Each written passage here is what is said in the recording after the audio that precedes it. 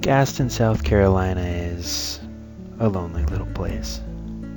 Sitting just south of Columbia along 321, it's just a small crumb off of the misshapen piece of pie on the United States plate that we call South Carolina.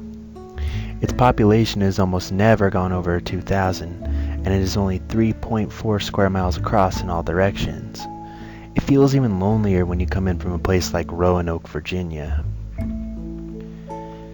After Mom lost her job, we moved to the only place where the rest of our family resided, good old South Kakalaki. I had been moping on the trip the whole time on the way down here. The way I saw it, the only friends I was going to be making here were fire ants and that inferno of a sun. Once we got settled in at 304 Dixiana Drive, I always remembered the address because the number in it was carved into the driveway and it spelled ho if you looked at it upside down. I immediately set out into the neighborhood in search of friends. I didn't know how to ride a bike at the time and I barely knew how to ride a skateboard, so I petered down a long stretch of road directly across from the front of the house on my cheap little Walmart board until I came to a small cul-de-sac that seemed to go uphill. Sitting outside on his front porch was a chubby kid with glasses that looked about 10 or 11, about my age at the time. I really had no one else to talk to, so I asked what his name was and he told me that it was Terry. He liked being outside a lot and I didn't, but we both seemed to like video games. With that, we'd get along just fine. There was one thing he hadn't told me over the next few weeks that we spent riding around the neighborhood. He was into scary movies. I was a massive chicken when it came to anything that seemed intent on forcing you to change your underwear every 5 minutes, so I didn't really like this aspect of him. Even worse, he had tons of horror movie action figures and loads of VHS tapes of all the creepy movies you could think of stacked in his room. Every time I came to visit, he was almost certain to scare the living bejesus out of me with one of those creepy Freddy Krueger dolls, or force me to watch the Texas Chainsaw Massacre with him in the dark. His room wasn't really all that nice looking to begin with. He had a bunk bed, and he was an only child, and only his grandmother lived with him, in which he slept on the bottom and all his slasher flicks and action figures slept on top. There were loads of holes in the walls and everything had a generally grimy feel to it. It made those horrifying moments of watching pure terror in the dark all the more icky. One day, when he realized that I pretty much hated any kind of horror movies he threw at me, he began telling me urban legends. Some of them were about the town as a whole, but more than not, they were about a particular neighborhood. I didn't really believe any of them. That is, until he told me about Hanging Man Hill. It was about a year after we had met each other and we were riding around the neighborhood. By this time, Terry had told me to man up, and he had eventually taught me how to ride a bike. He stopped when we were riding in front of a house we had simply entitled the Crack Shack, due to its residents being stoned out of their minds on a regular basis. He seemed to be peering out at a small pathway behind the place that went up the farther he went back. He was usually the leader when it came to showing me new places in the neighborhood, so I didn't question a thing when he beckoned for me to follow him up the trail. It was a pretty steep climb up the side of the hill, with plenty of sand and rocks to send anyone not being careful straight back down. It felt as though the trees were closing tighter and tighter on us until we reached a large opening at the top. Besides the empty soda bottles and used condoms, the only man-made thing in the area that I could see were long stretches of telephone poles going across a series of sandy, dry hills. If not for the 2 strips of heavy forest on either side of these hills, it might have gone on forever. The area didn't seem to have any particular importance. I had expected him to bring me to some awful cemetery, but in the dying light of the late afternoon sky, those rolling hills looked beautiful. I thought that he might try some desperate last attempt to scare me, but instead, He just turned to me with the most serious and grim face I'd ever seen on him. "Here we are, Hanging Man Hill," he whispered. "Hanging Man Hill? Is this another one of your stories?" "Sort of, except this one's true." I rolled my eyes at the thought. How did he possibly expect me to believe any of his stories? He just kept staring at me with that face, waiting for me to respond. How could this even be a Hanging Man Hill? There's no hanging man, and there's at least 5 dozen hills here. Right down there. Look.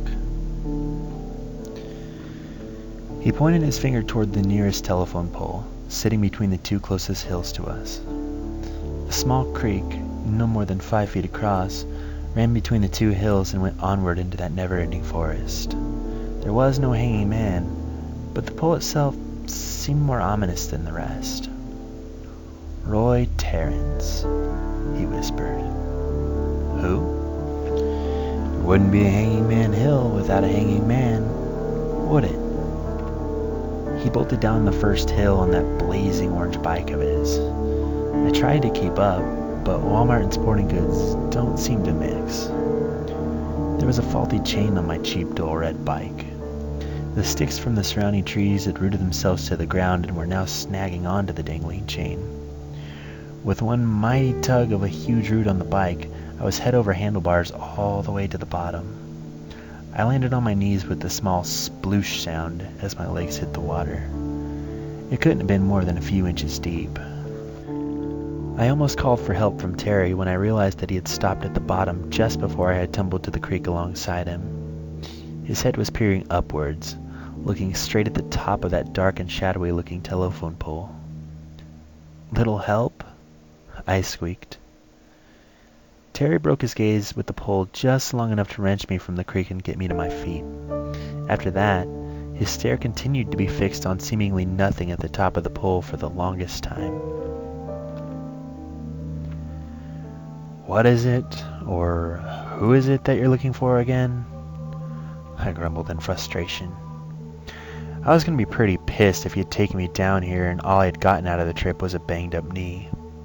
I hadn't noticed the pain before because the water in the stream was cool, but now it stung like the dickens. "Roy Terren, owner of that small shed just beyond the trees over there." I hadn't noticed the shed before. It sat just behind a large oak. It couldn't have been bigger than 5 outhouses put together. After his wife and kid left him, he hung himself on the wires just above us. Cops didn't find much, just a charred husk of what used to be a man. Legend says that whoever's out here at his exact time of death gets strung up on the wires with him. Oh, and do tell, when would that be? For once, he broke his serious tone to give a goofy, I don't know, shrug. Then, it was back to that grim attitude. "And you're suggesting that we stay here and wait for him?" Despite the many excuses I have to dispute this, I think I'm going to go with, "It's late and Mom is making dinner, so I have to go home." "Fine. Tell your mom that you're sleeping over at my house tomorrow night, and I'll do vice versa with my grandma. Meet me here at 7. Against my better judgment, I decided that I might as well come. What harm did it do? Obviously he was lying, and if nothing else, it would set my mind at ease to see that he was. While none of his stories actually seemed to be true up until this point, his sudden change of tone had made it slightly more believable. When he had told his other stories, he was giggling so hard that one might think that he had snorted at least a pound of happy crack. When we were headed home, just as the last tint of orange had left the sky, I asked him, "Why did you get so serious back there? You're always such a total goofball." "I lost my grandpa to Roy Terren. My grandma was with him when it happened. Haven't you ever wondered why she's so grumpy all the time?" His grandmother was, in fact, very crotchety. I never bothered to ask why she was that way. If this was all some elaborate hoax by Terry, I was going to slap him in her next Thursday when this was done. That night, I had a horrible nightmare. Like most people, I couldn't remember much about it, but it had Roy Terren written all over it. Even though it was roasting on that hot South Carolina night, I had woken up with the chills. By the time 6 p.m. had rolled around, I had already packed my old school backpack with the basic equipment like a flashlight and a few bags of Chex Mix in case we got hungry. By 6:30, I'd rolled out into the neighborhood as fast as an overweight 11-year-old could. I had to admit, I was actually pretty excited. Finally, at around 6:55, I arrived at the small creek where Terry had already set up a small fire and was roasting marshmallows. If I hadn't decided to show up, I would have disappointed him like hell. How exactly is this going to work out? Are we just going to camp out here all night? We don't know when he's supposed to show up, I said. He had stuffed his face with a marshmallow. What? I said, I'll wait all night here if I have to. Whatever, I retorted, as I plopped down next to his fire. He had thrown 3 lighters in to keep it lit, and began to pull out my snacks. After about 3 hours, the first of the crickets had begun to sing their endless chirping song as the last streak of the sun had reached its end. I had begun to grow irritated and a little bit tired. Terry was wide awake, his hand glued to the bag of marshmallows. He had begun his eternal gaze on the top of the pole again. Terry? Man, I'm tired. If I don't see a crispy dead dude in the next hour, I'm out. His cheek stuck out like a squirrel's with another marshmallow. I snuggled up to the fire and began to doze off. Just as I was about to slip into unconsciousness, a loud, crusty, brittle, peeling sound echoed through the hills and out into the forest. I immediately sat up. My vision was pretty blurred from having almost dozed off, but I could make out Terry's shape. He was gaping, wide-eyed at the top of the pole. There had been a bit of moonlight. I might have seen what I was sure to have seen up there, but the crescent moon sat just beyond the trees, like the shed. In an instant, Terry was on his bike and flying up the hill, bag of marshmallows in hand. I managed to pull myself up and get to my bike. I began pedaling like a madman when I realized that my chain had popped off. Stupid damn bike.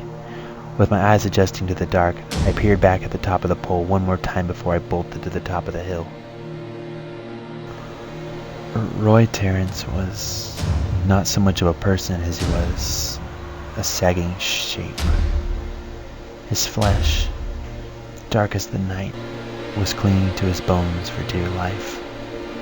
His facial features, though not entirely evident, seemed to be in a constant state of both agony and ecstatic joy.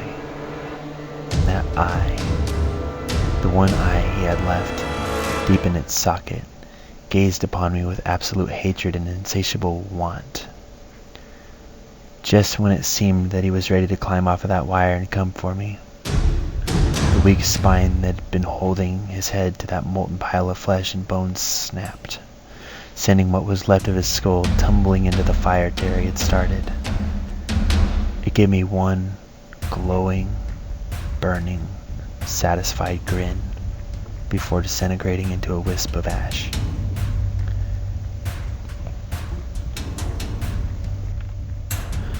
I'd been halfway up the hill before I realized I was moving. I followed the bike tracks Terry had left, which led further into the hills instead of off to the side, where the trail led back to the neighborhood. Just as I clawed my way to the top of the hill, I saw a thin shape dangling from above. "Oh no," I croaked. Terry's bike, That blazing orange bike that he loved so much was left wrecked at the base of a telephone pole. Above, Terry's body hung limply, although it didn't much look like Terry anymore.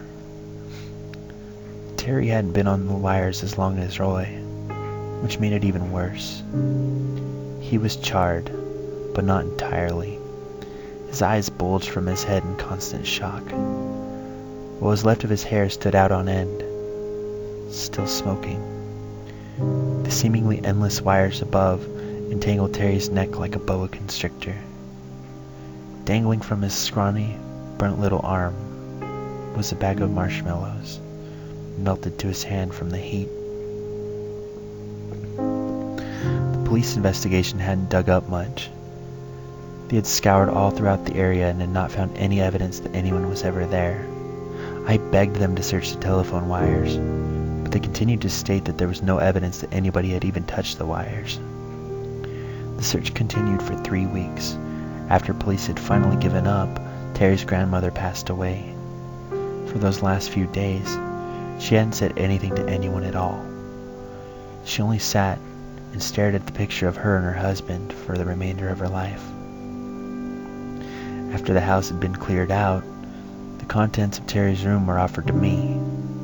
His entire collection of horror movies, action figures, and all else was donated to Goodwill. My request. I went back a few years later. We had gone to Gaston to visit with our family for a while, and I had requested that we stop by the neighborhood. Any evidence that we had ever been there those few fateful years ago had been swept away by the police or the weather. Now, like before, there was only useless garbage and telephone poles.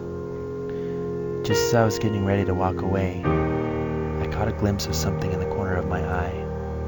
I only saw a tiny bit of it before it fluttered away. It was a melted marshmallow bag.